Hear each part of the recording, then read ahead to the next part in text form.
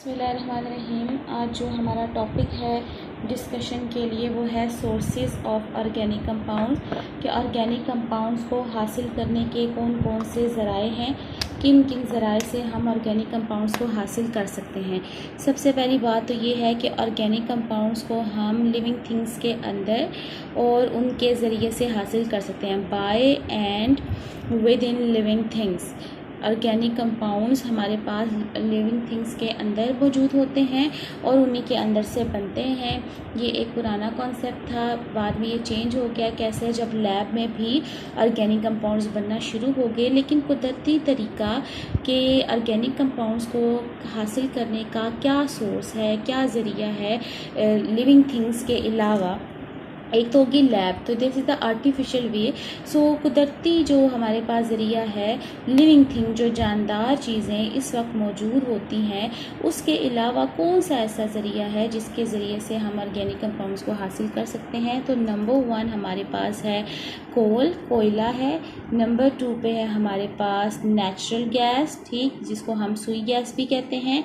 और नंबर 3 पे है हमारे पास पेट्रोलियम। ये 3 ऐसी सोर्सेज हैं जिसके ज़रिए से हम ऑर्गेनिक कंपाउंड्स को हासिल कर सकते हैं। हम एक एक करके देखेंगे कि हम इनसे ऑर्गेनिक कंपाउंड्स को, ये कैसे जो है ऑर्गेनिक कंपाउंड्स का सोर्स है, ये कैसे ऑर्गेनिक कंपाउंड का ज़रिया है। जो कोयला है, अगर हम उसको देखें तो कोयला बेसिकली जो घरों में भी हम इस्तेमाल करते हैं, काले रंग का होता है, ब्लैक कलर में।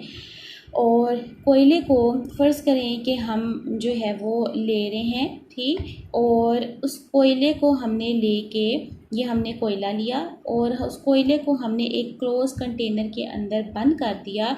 लेकिन उसको बंद करने से पहले हम इसमें से सारी एयर, यानी कि जो एयर से बुनियादी मकसद हमारा ऑक्सीजन होता है, सारी एयर यहाँ से बाहर निकाल देते हैं और फिर हम इसको यहाँ से बंद कर देते हैं। एयर को बाहर कैसे निकालेंगे? With the help of vacuum pump, जो कि यहाँ पे सिर्फ वैक्यूम रह जाएगी, हवा सारी बाहर निकल जाएगी।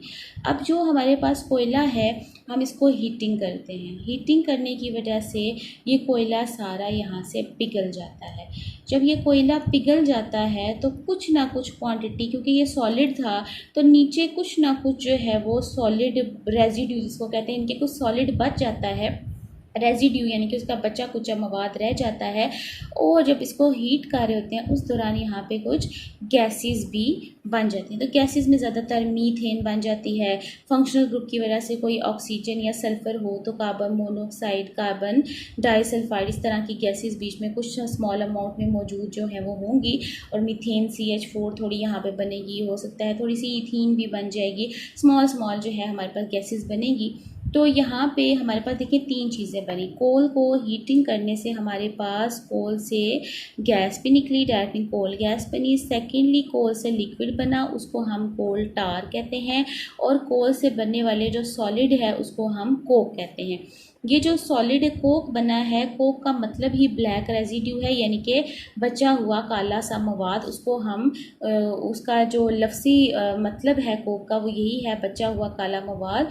और जो कोक है बेसिकली ये ब्लैक कलर का रेजिड्यू होता है और ये सिर्फ और सिर्फ कार्बन होता है।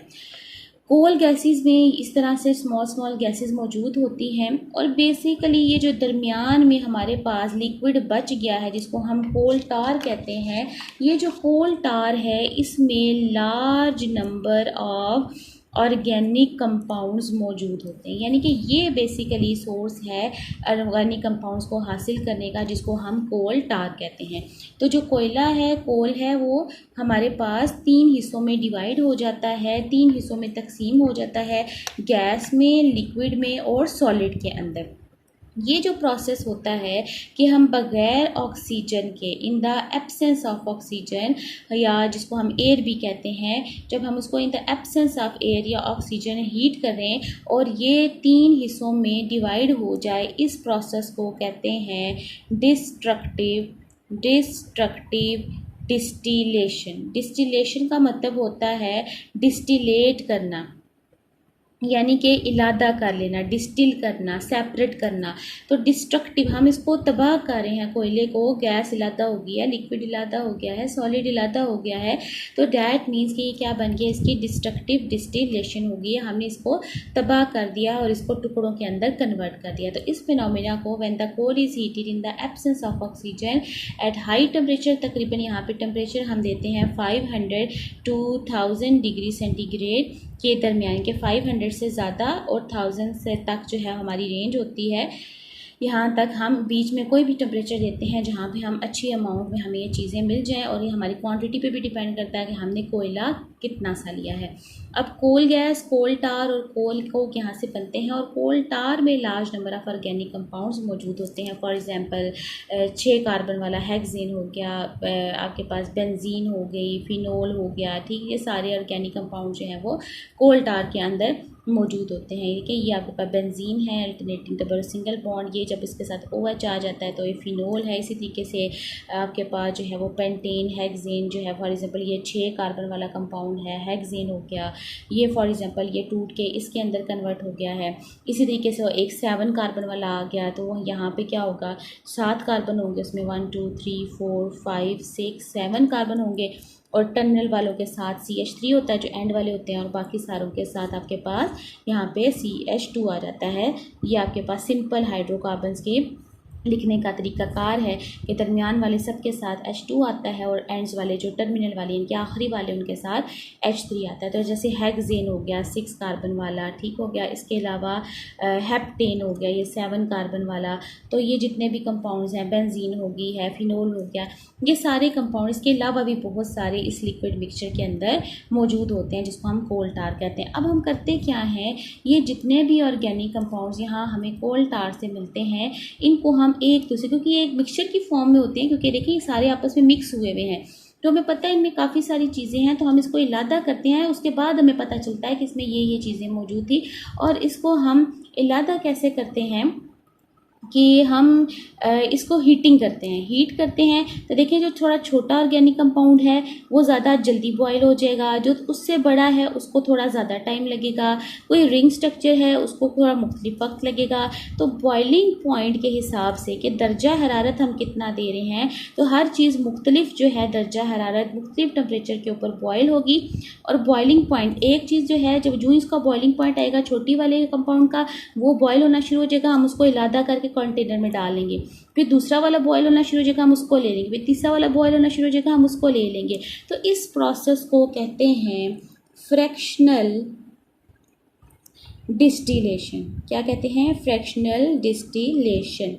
फ्रैक्शनल डिस्टिलेशन का मतलब है कि हम यहाँ से जो फ्रैक्शंस हैं, जो टुकड़े हैं, उनको हम ऐसे डिस्टिल कर रहे हैं, उनकी हम यहाँ से सेपरेशन कर रहे हैं, उनको यानी कि जितने भी टुकड़े, जितने भी कंपाउंड्स हैं यहाँ पे, उन सबको हम इलादा कर रहे हैं। और ये हम in the presence of oxygen, यानी कि नॉर्मली जैसे रूम टेम्परेचर, रूम प्रेशर के ऊपर हमने कंटेनर रखा है, एक अपना अपरेटस रखा है, और उसमें हम इसको 1 बाय 1 सेपरेट करते हैं।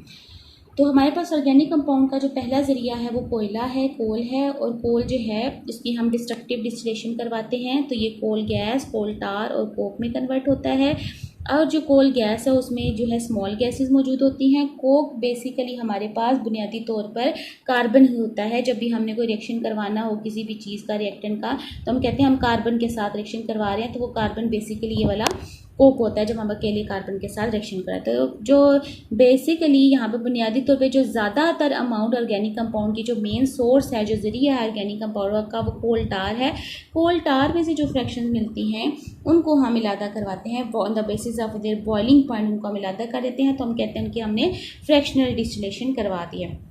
पहले डिस्ट्रक्टिव डिस्टिलेशन करवाते हैं कोल की, ताकि वो गैस, लिक्विड और सॉलिड में कन्वर्ट हो, और फिर उसमें से जो कोल टार है उसकी हम फिर फ्रैक्शनल डिस्टिलेशन करवा देते हैं। और इस तरीके से हमारे पास ऑर्गेनिक कंपाउंड्स इलादा हो जाते हैं, और कोयला हमारे पास एक सोर्स ऑफ ऑर्गेनिक कंपाउंड होता है। अब कोयला हम लेते कहाँ से हैं? कोयला हमारे पास आता है वुड से, जिसको हम कहते हैं लकड़ी से आता है।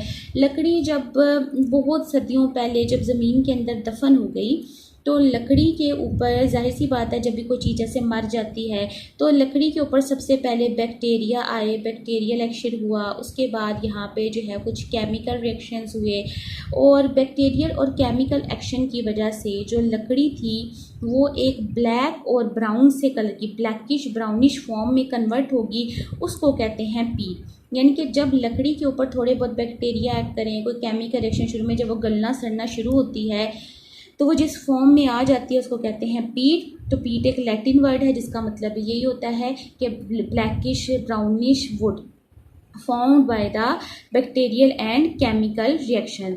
देन क्या होता है, पीट के ऊपर मज़ीद जो है वो हाई टेम्परेचर उसको ज़मीन के अंदर उसको मिल रहा होता है, और यहाँ से इसको हाई प्रेशर भी ज़मीन के अंदर मिल रहा होता है, क्योंकि ज़मीन के अंदर जो है लेयर्स के दरमियान ये लकड़ी दबी हुई होती है।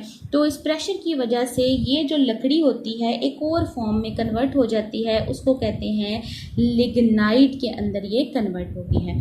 अब जो लिग्नाइट है इसके ऊपर आप देखें ज़मीन का अंदरूनी दर्जा हरारत जो है कोई तब्दील नहीं हो रहा होता कि वो बार बार चेंज हो रहा है, तो वो जो बेसिकली जो चीज़ हर वक्त उसके ऊपर लग रही है वो प्रेशर है जो वुड के ऊपर लग रहा है। तो लिग्नाइट के ऊपर मज़ीद प्रेशर लग रहा होता है और लिग्नाइट बन जाती है बिटुमिनस कोल, ये बच जाता है बिटुमिनस कोल। और बिटुमिनस कोल जो है ये फाइनली कन्वर्ट हो जाता है एंथ्रासाइट के अंदर। और एंथ्रासाइट कैसे कन्वर्ट होता है, इस पर मज़ीद जो है वो प्रेशर लगता है और ये एंथ्रासाइट में कन्वर्ट होता है। और ये एंथ्रासाइट ही हमारे पास प्योर फॉर्म है कोल की। और पेपर में क्वेश्चन आता है, क्वेश्चन MCQs में, कि what is the purest form of coal या प्योर फॉर्म ऑफ कोल, तो that is the anthracite. Anthracite क्या है, नॉर्मली ये जो कोयला होता है, ये जो कोल है जिसको हम कोयला कहते हैं, उसका दूसरा नाम एंथ्रासाइट है। ये बात आप लोगों ने याद रखनी है। तो सबसे पहली बात यह है कि हमारे पास लकड़ी होती है, उसके ऊपर बैक्टीरिया और केमिकल रिएक्शन होते हैं, वो पीट में कन्वर्ट हो जाती है। पीट के बाद उस पर हाई टेम्परेचर और प्रेशर की वजह से जो उसकी फॉर्म बनती है उसको हम लिग्नाइट कहते हैं। लिग्नाइट पे मज़ीद प्रेशर लगता है तो उसको बिटुमिनस कोल कहते हैं। बिटुमिनस कोल जो है वो उस पर जब मज़ीद प्रेशर लगता है तो हम उसको एंथ्रासाइट कहते हैं, जो कि प्योरेस्ट फॉर्म ऑफ कोल है। अब हमारे मुल्क में जब ये कोल बनता है तो हम इसको भी जो है वो इस्तेमाल करते हैं, लेकिन हम क्या करते हैं कि जो भी कोयला बनता है उसमें से 80% 80% जो कोयला होता है वो हमारा यूज़ हो जाता है बेकिंग ब्रिक्स के अंदर। टू बेक ब्रिक्स यानी कि जो ब्रिक्स का क्या मतलब होता है, ईंटें बनाने में, ईंटों को बेक करने में 80% जो हमारा कोयला है वो इस्तेमाल हो जाता है। और बाकी का जो 20% है वो हमारे कहाँ पे होता है, होम्स के अंदर, जिसको हम कहते हैं डोमेस्टिक, यानी कि घरेलू इस्तेमाल के लिए, डोमेस्टिक पर्पसेस के लिए हमारे पास बाकी का 20% कोयला इस्तेमाल होता है। हमारे मुल्क के अंदर 184 बिलियन टन्स जो है वो कोयला मौजूद है और हर साल हम इसमें से कुछ अमाउंट तकरीबन 45,000 टन्स निकाल लेते हैं। और हर साल ही जो हम अमाउंट निकालते हैं उसमें से 80% जो है वो जो ईंटें बनाने में यूज़ हो जाता है, जो भट्टियाँ होती हैं ईंटें बनाने वाली, वहाँ इस्तेमाल होता है। और बाकी का जो है घरों में जैसे बारबेक्यू वगैरह करते हैं या और किसी घर में और किसी चीज़ के लिए अगर ज़रूरत है तो हम कोयले को जला के वहाँ पे इस्तेमाल करते हैं। यानी कि ओवरऑल देखा जाए तो हम इसको ज़ाया भी कर रहे हैं, यानी कि हम कोई और सोर्स अपनी कंस्ट्रक्शन का इस्तेमाल करने की बजाय कि हम सीमेंट से के ब्लॉक्स बना के या लकड़ी के घरों का इस्तेमाल करके या सीमेंट का इस्तेमाल करके, हम वैसा करने की बजाय हम क्या करते हैं, हम सिर्फ और सिर्फ ईंटों पे इन्हसार हैं कि हमारा जो यहाँ कंस्ट्रक्शन वर्क है हमारी कंट्री के अंदर वो ईंटों से किया जाए। तो हमारा जो जितना भी कोयला है वो ऑलमोस्ट जो है ईंटों बनाने में ही ज़ाया हो जाता है। हम उससे कोई भी पावर जनरेशन यानी कि हम उसे कोई भी बिजली वगैरह बना के अपने मुल्क को फ़ायदा उस तरीके से नहीं दे सकते, सवाए जो है बिल्डिंग्स या घर बनाने के, कंस्ट्रक्शन के काम के। तो अब हमारी जो मुल्क की गवर्नमेंट है वो इस बात पे बहुत ज़्यादा काम कर रही है कि जो कोयला है इसको यूज़ किया जा सके, इसका इस्तेमाल किया जा सके और इसको यूज़ करें पावर जनरेशन के लिए। What is the meaning of power generation? Power generation का मतलब है कि इससे बिजली बनाएं। बिजली कैसे बनाएंगे? कोयले को जलाएं, इसमें से पानी गर्म करें, पानी बनेगा बुखारात, वो बुखारात जो हैं वो जाके टरबाइन को चलाएंगी और जो टरबाइन होगा वो आगे क्या करेगा, बिजली को प्रोड्यूस करेगा।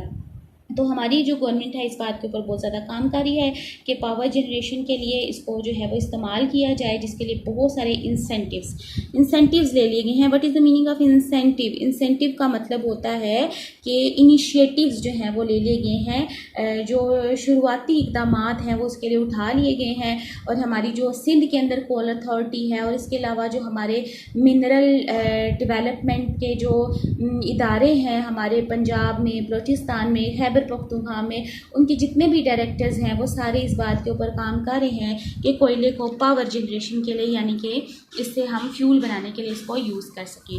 ये हमारी देखें टेक्स्ट बुक है पंजाब टेक्स्ट बुक बोर्ड की, तो इसमें देखें कि ये माना जाता है कि नेचर के अंदर कोल बना था जब जो दरख्त थे, लकड़ियाँ थीं, buried inside the earth crust, तकरीबन 500 मिलियन साल पहले, 500 मिलियन ईयर्स अगो जो है 500 मिलियन साल पहले जो दरख्त थे वो ज़मीन के अंदर दफन हो गए थे। और उसकी वजह से तो दरख्तों के साथ क्या था, ऑब्वियसली लकड़ी थी, तो लकड़ी दफन हो गई थी, तकरीबन 500 मिलियन साल से वो दफन है और उससे कोयला बना है। और उसके ऊपर बैक्टीरियल और केमिकल रिएक्शन की वजह से वो पीट में कन्वर्ट होगी। ये देखिए जो मैंने लिखा था कि डेड प्लांट है, ऑब्वियसली वो कटा हुआ है और वो पीट में कन्वर्ट हुआ है। और हाई टेम्परेचर और हाई प्रेशर की वजह से पीट जो है वो कोल में कन्वर्ट होता है। थ्योरी में उन्होंने सिर्फ इतना लिखा है, लेकिन देखें असल में पीट पे हाई टेम्परेचर हाई प्रेशर लगता है, पहले वो लिग्नाइट में कन्वर्ट होता है, लिग्नाइट के बाद वो बिटमस कोल और देन वो एंथ्रासाइड में। आपके पास ये शॉर्ट क्वेश्चन में भी ये टेबल आपसे पूछा जा सकता है। कोल इंपॉर्टेंट एक सॉलिड फ्यूल है। हम जानते हैं कि ये ठोस हालत में सॉलिड में होता है, लिक्विड में तो नहीं होता, और हम इसको घरों में भी इस्तेमाल करते हैं। और ऑर्गेनिक कंपाउंड का सोर्स है जब हम इसकी कार्बोनाइजेशन या डिस्ट्रक्टिव डिस्टिलेशन करवाते हैं, यानी कि जो डिस्ट्रक्टिव डिस्टिलेशन है उसका दूसरा नाम कार्बोनाइजेशन भी है। तो ये ऑर्गेनिक कंपाउंड का सोर्स बन जाता है कोयला। तो यहाँ से हम ऑर्गेनिक कंपाउंड ले लेते हैं, वही चीज़ जो मैंने आपको सारी बताई है कि हम उसे कैसे ले सकते हैं कि उसमें से जब उसको एयर में की एब्सेंस में हीट करते हैं हाई टेम्परेचर के ऊपर, तो कोक, कोल गैस और कोल टार बनते हैं। कोल टार के अंदर large number of organic compounds होते हैं और उनको हम फ्रैक्शनल डिस्टिलेशन से हासिल कर सकते हैं। टोटल जो पाकिस्तान के अंदर कोल रिसोर्सेज हैं, जब हमने उनका जियोलॉजिकल सर्वे ऑफ पाकिस्तान से एस्टिमेट लें कि जियोलॉजिकल, जियो का मतलब होता है ज़मीन, तो सर्वे यानी कि जब हमने ज़मीन का जायज़ा लिया पाकिस्तान की, तो हमें पता चला कि 184 बिलियन टन जो है टोटल कोयला मौजूद है। और जो उसमें से 80%, अच्छा उसमें से 80% नहीं होता, बेसिकली ये है ये अबाउट 80% ऑफ दिस कोल। इस कोल में से 80% जो हम हर साल जो निकालते हैं, इस टोटल में से जो निकालते हैं उसका 80% बेसिकली हम इस्तेमाल करते हैं। तो तकरीबन 80% कोयला जो हम हर साल निकालते हैं वो भट्टियों के अंदर, लाइम किल्स के अंदर जो है वो ब्रिक्स को यानी कि ईंटों को बेक करने में इस्तेमाल होता है। और इसके अलावा कुछ जो है क्वांटिटी उसको फ्यूल के तौर पे इस्तेमाल किया जाता है घरों के अंदर।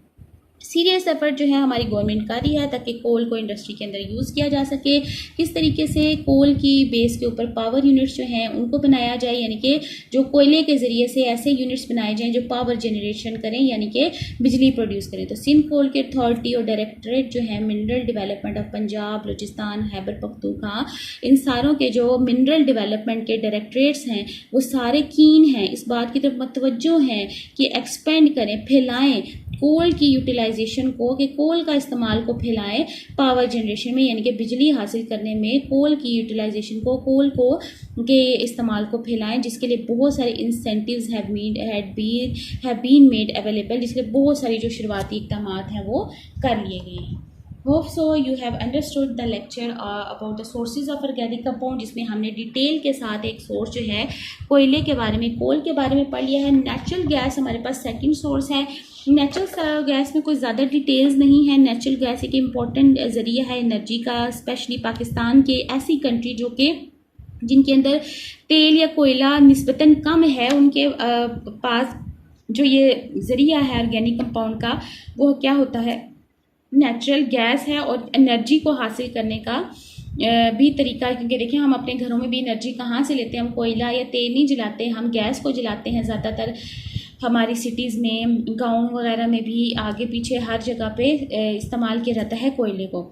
ये नेचुरल गैस, देखिए हम ये समझते हैं कि नेचुरल गैस जो है वो मीथेन होती है, CH4 होती है, लेकिन असल में ये सिर्फ मीथेन नहीं होती, इसका जो मेजर पोर्शन है वो मीथेन होती है, CH4। बाकी इसमें बहुत सारे लो बॉइलिंग हाइड्रोकार्बन्स, यानी कि वही जैसे मैंने आपको बताया इथीन हो गया, प्रोपीन हो गया, इस तरह के कुछ जो है ट्रेस अमाउंट में कुछ ये गैसेज भी मौजूद होती हैं।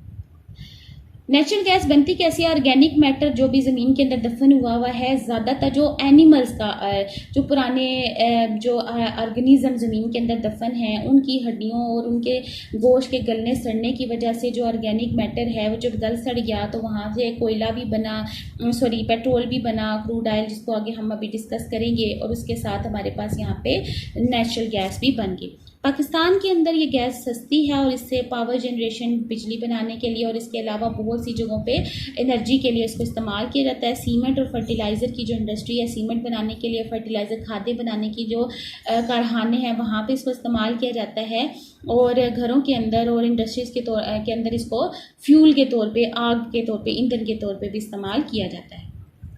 पेट्रोल की बात करें तो बेसिकली बेटा जो पेट्रोलियम, जिसको हम कहते हैं कि हमने ज़मीन से पेट्रोल निकाला है, तो वो जो पेट्रोल है वो हम ज़मीन से पेट्रोल नहीं निकाल रहे होते, बल्कि ज़मीन से हम एक तेल निकालते हैं, जो कि कैसे बनता है कि हमारे पास ज़मीन के अंदर कोयला जैसे होता है वो लकड़ी की वजह से बनता है। देखिए जैसे पुराने ज़माने में डायनासोर्स होते थे, और इसके अलावा बहुत सारे और ऐसे ऑर्गेनिजम्स थे, और जिसके बारे में कहा जाता है कि आसमान से पत्थर बरसे और वो नीचे पूरी जो मखलूक़ात थी वो नीचे जो है वो दफन हो गई, और क्या हुआ फिर वो किधर गई? उनकी जो हड्डियाँ थी उनको इतना प्रेशर लगा उनके गोश्त को, पहले बैक्टीरिया, केमिकल रिएक्शन वगैरह हुए, लेकिन करते करते वो अंदर बिल्कुल जैसे कीचड़ नुमा तेल बन गया। ठीक, वो जो तेल है उसको हम कहते हैं क्रूड ऑयल।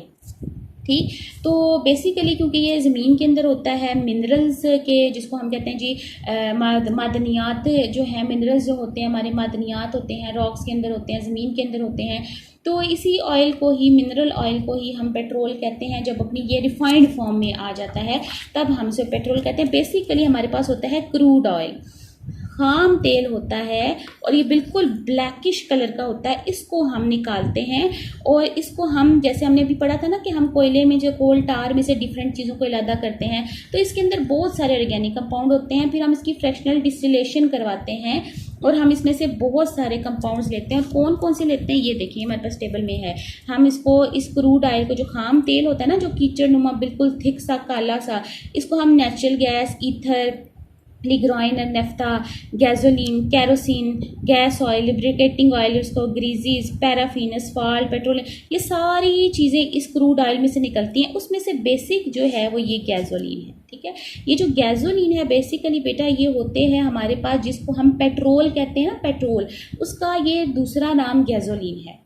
गैसोलीन पेट्रोल है। तो ये जो ऑयल होता है इसमें से देखें, ये जो कैरोसिन है, गैस ऑयल है, ये हमारे इतने ज़्यादा काम के नहीं होते, दुनिया में ये बच जाते हैं, इतने ज़्यादा इनका इस्तेमाल नहीं होता, तो इनको भी हम कन्वर्ट कर देते हैं गैसोलीन के अंदर। तो हम कहते हैं जी जो ज़मीन के अंदर से तेल निकल रहा है उससे हम पेट्रोल, वो पेट्रोल निकल रहा है ज़मीन के, तो बेसिकली वो पेट्रोल नहीं निकल रहा होता, ये सारी चीज़ें उसके अंदर मौजूद होती हैं। ये पेट्रोल भी निकलता है उसमें से एक, और कुछ और चीज़ें जो कुछ और ऑयल्स बने होते हैं उसको भी हम पेट्रोल के अंदर कन्वर्ट कर देते हैं। वो हमारा अगला टॉपिक है कि हम उन चीज़ों को पेट्रोल के अंदर को कैसे बनाते हैं, और वो एक सिंपल सा टॉपिक है कि हम जो है वो सिंपली उनको तोड़ के जो है वो पेट्रोल में कन्वर्ट कर देते हैं। क्रैकिंग का हमारा नेक्स्ट टॉपिक है। तो मिनरल ऑयल को हम पेट्रोलियम कहते हैं। जब रिफाइंड फॉर्म, जब ये रिफाइन हो जाता है उसके बाद हम इसको पेट्रोलियम कहते हैं, और क्योंकि ज़मीन से निकला है फिर हम पेट्रोल को कहते हैं कि ये मिनरल ऑयल है, मादनियाती तेल है जो ज़मीन के अंदर से निकला है। तो हम ये कहते हैं कि ये बनता कैसे है, जब भी ऑर्गेनिक मैटर, जो ऑर्गेनिक मवाद था, ऑर्गेनिक मैटर के वो लिविंग थिंग्स ही थे, जो जब उनके ऊपर केमिकल, और देखें बायो का मतलब होता है लाइफ, तो जब भी लिविंग थिंग्स के ऊपर केमिकल रिएक्शंस हुए और बायोकेमिकल जो डीकम्पोजिशन हुई, जितना भी ऑर्गेनिक मवाद था जो कि found between the sedimentary rock, यानी कि जो एंशियंट रॉक्स थी उनके दरमियान में जितने भी हमारे पास ऐसे पुराने ऑर्गेनिज्म थे, जब वो गले सड़े और उनके ऊपर केमिकल, बायोकेमिकल डीकम्पोजिशन वो टूटे, उसकी वजह से केमिकल रिएक्शंस की वजह से, तो वो गल सड़ के क्या बन गया, the liquid of blackish colour, liquid black colour का लिक्विड बन गया, और उसको हमने एक्सट्रैक्ट कर लिया। When extracted from rocks it appears like a liquid of blackish colour. तो जब हम उसे रॉक्स से, इन्हीं रॉक्स के दरमियान में से जब इस लिक्विड को निकालते हैं, इस ऑयल को निकालते हैं, तो वो एक लिक्विड होता है ब्लैक से कलर का, जिसको हम क्रूड ऑयल कहते हैं, खाम तेल कहते हैं।